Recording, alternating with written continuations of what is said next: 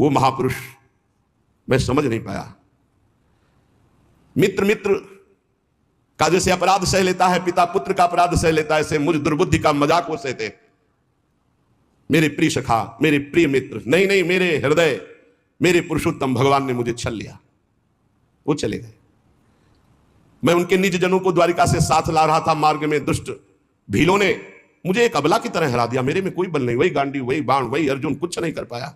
लूट ले गए संपत्ति।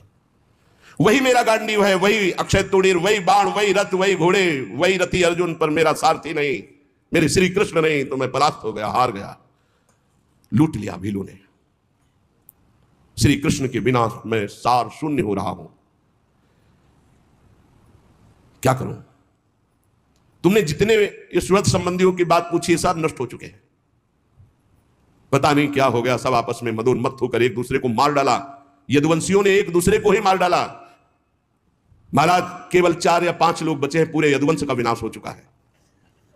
वास्तव में यह केवल श्री कृष्ण की संहार लीला थी।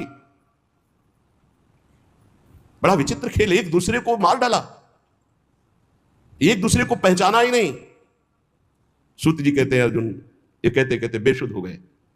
भगवान श्री कृष्ण के चरण कमलों के चिंतन में अर्जुन की चित्तवृत्ति अत्यंत निर्मल प्रशांत हो गई।